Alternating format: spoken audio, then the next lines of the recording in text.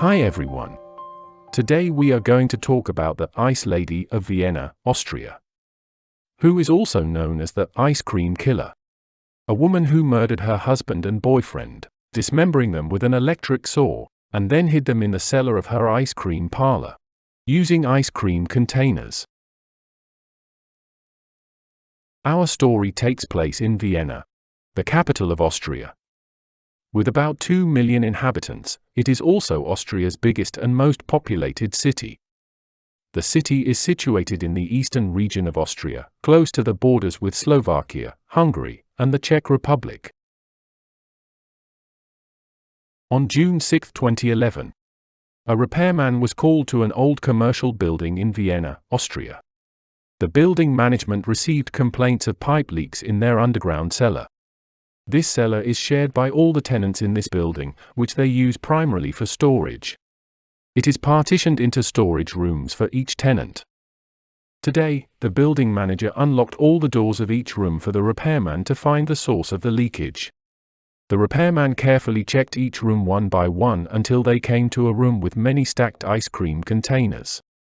They located the leak source behind a wall, and they started moving the containers so they could start working.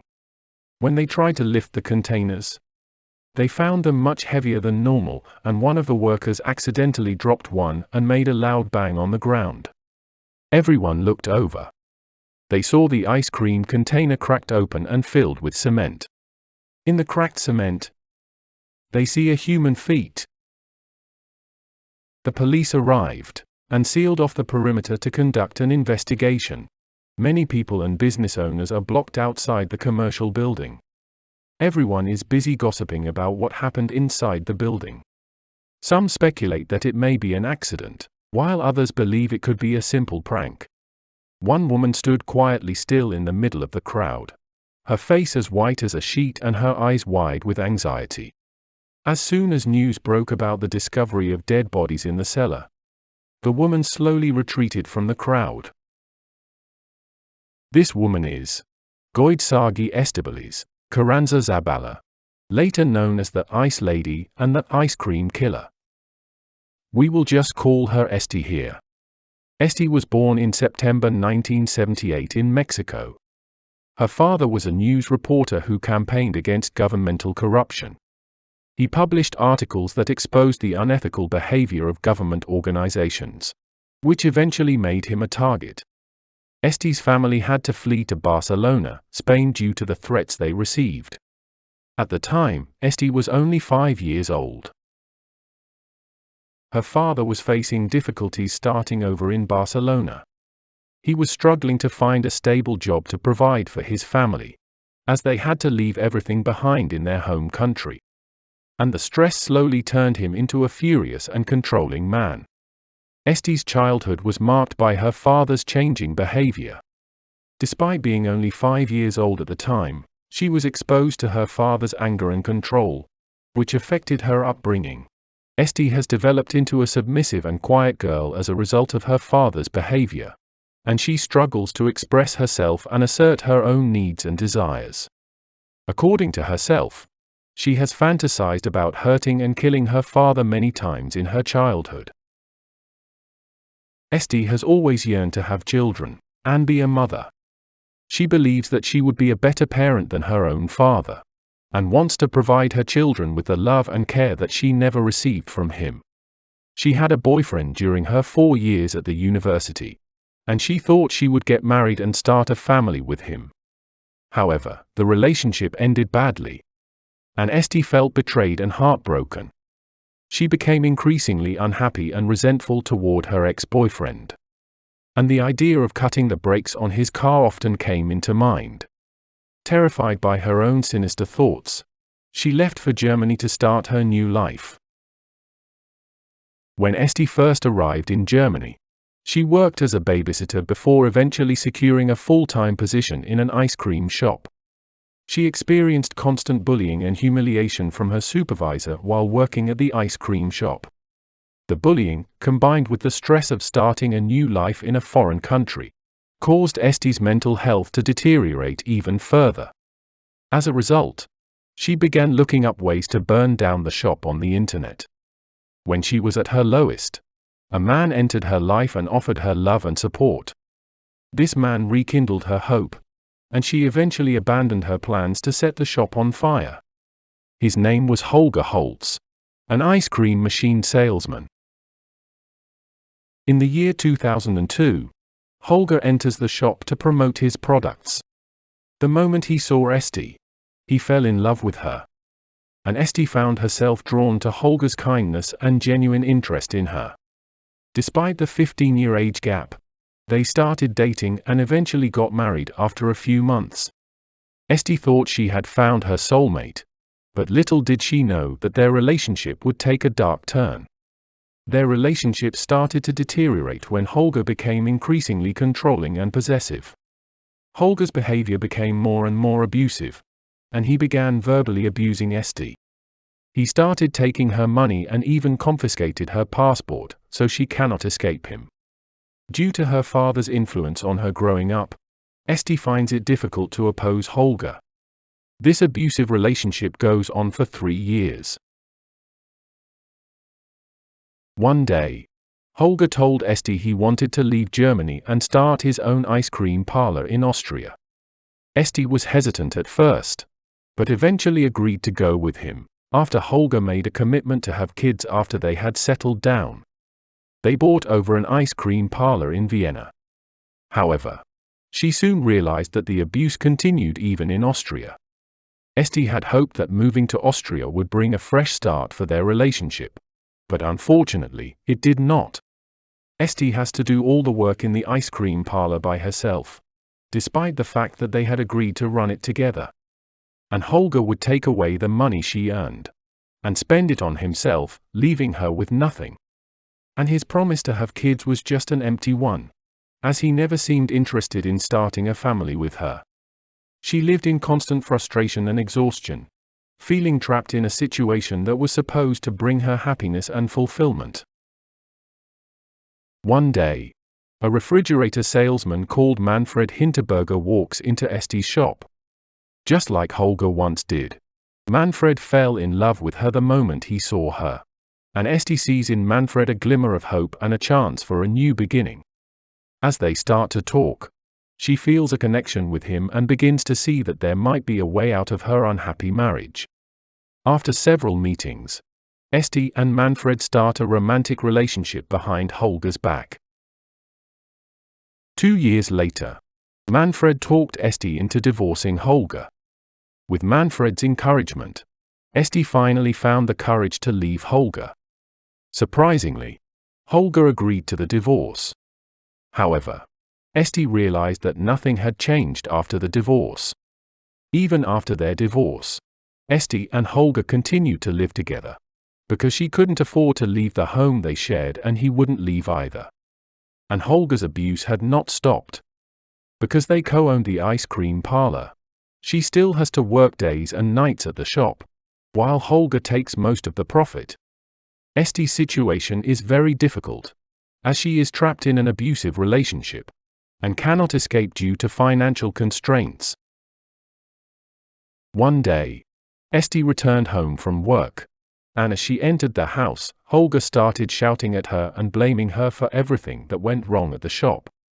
Despite her attempts to reason with him, he continued to verbally abuse her, and when he was done with her, he turned around and continued playing his video game with his back to her. Instead of returning to her room as usual, Esti enters his room, grabs his Beretta pistol from beside him, and fires 3 shots into his head. It was 3 p.m. The gunshot was very loud, and she expected her neighbor to call the police, so she waited for the arrest. She waited until the next morning, but no police came. And she still went to work like usual, with Holger still lying lifelessly on the floor. Soon she realized that the police were not coming, so she started planning on how to get rid of Holger's body. Esti initially intended to burn Holger's body inside their home, but the smoke caused her neighbor to call the fire department. Esti blocked herself at the front door when the firemen arrived. She apologized for the minor accident, and the firemen believed her and left after giving her a warning. After the incident, Esti decided to change her plan. She purchased an electric saw, cut up Holger's body, and stored the pieces in a freezer inside her apartment, before moving on with her life. Holger doesn't have many friends, so nobody seemed to be looking for him. When someone asked about her husband, Esti calmly replied that he had left her and moved to another country. She continued to live her life as if nothing had happened, and no one suspected any foul play. For the following 6 months, she shared her freezer with Holger, until her contract on the rental home expired, and the owner evicted her. Esti knew she had to move Holger somewhere else. She brought back some ice cream containers from her shop, and transferred Holger into the containers. She later filled the ice cream container with cement. And for the parts that could not fit into the containers, she just left them in the freezer and filled the whole refrigerator with cement. The ice cream containers and freezer were then moved into the cellar beneath her ice cream parlor, with the assistance of some workers she had hired. She continued to run her ice cream parlor, without anyone suspecting the chilling truth hidden beneath the cellar floor. Esti is now 30 years old. And with Holger officially gone, she cannot wait to start a family with Manfred. But she later found out that Manfred already had a family of his own, as well as several ex-wives and children, which made her realize that she had been living a lie all along. Esti felt betrayed and heartbroken. She confronted Manfred, and during their argument, he told her that he would not marry her nor have any children with her. Esti was devastated, and felt like her dreams of starting a family were shattered. But after her incident with Holger, she clearly knows what she wants to do next. She first completed a course in concrete mixing at a nearby hardware store, and some shooting instruction to ensure that she was familiar with using a gun. She then purchased cement, some large plastic bags, and a brand new electric saw, which she kept in her garage. In the night of November 21, 2010, while Manfred was fully asleep after a heated argument, Esti woke up from the bed, brought out the gun that killed Holger from under the mattress, and shot Manfred in his sleep. Esti had a clear plan in mind, and executed it without hesitation. Just like Holger, she dismembered Manfred's body with the electric saw, and put the body parts in the large plastic bags and contained them in ice cream containers, which she then filled with cement and hid in the cellar. But unlike Holger, Manfred has a wide social circle, which made it difficult for Esti to keep his disappearance a secret. Manfred's friends and family frequently inquire about his whereabouts. She had to come up with a convincing explanation for his absence every time his friends and family asked about him, which put a lot of pressure on her. Eventually, Esti decided to report his disappearance to the police. It was a tough decision for her to make. However, she realized that it was the only way to keep up with the lies, and to avoid suspicion from Manfred's loved ones. Fortunately for her, after a few weeks of unfruitful investigation, the police soon gave up searching. A few weeks after Manfred's disappearance, Esti fell in love with another man named Roland. Her relationship with Roland was going so well that she thought she could finally move on from her past and start a new life without any worries or guilt. Esti says that he is a kind and gentle man, and they have even planned to start a family together, and she can finally be happy. However, Esti's happiness was short-lived as her past caught up with her, when the police discovered the remains of both Manfred and Holger in the cellar storage of her ice cream parlor. Police immediately identified the shop owner, Esti, and found that she had bought a flight ticket to France. They set up an ambush at the airport waiting for her, but Esti managed to slip through their fingers and hitchhiked to Udine in Italy. However, her escape came to an end 3 days later, when she was apprehended by Italian police in the lodging of a street musician. Esti was then extradited back to Austria. To her surprise, Esti was found pregnant by the doctors during her custody. Her dream to become a mother has finally come true.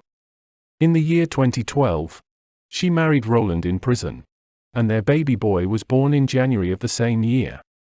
Immediately after his birth, the baby boy was taken from her, and is now being raised by Esti's parents in Barcelona, Spain.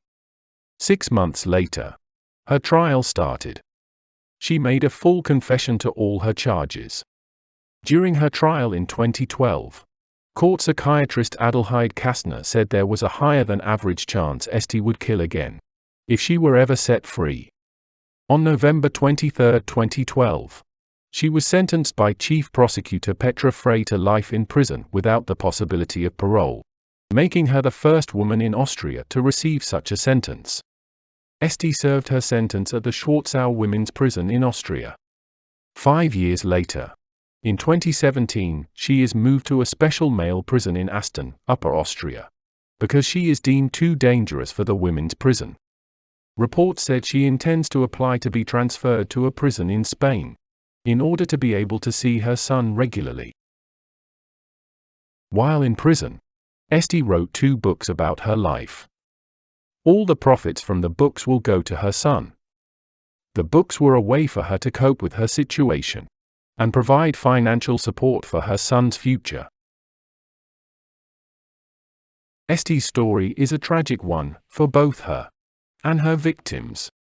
Despite the horrible things she has done, it is important to acknowledge that her difficult upbringing with her controlling father and her abusive marriage and partners may have had a significant impact on her violent behavior. It is important to address the root causes of violence and provide support for those who may be struggling with similar situations whenever you can.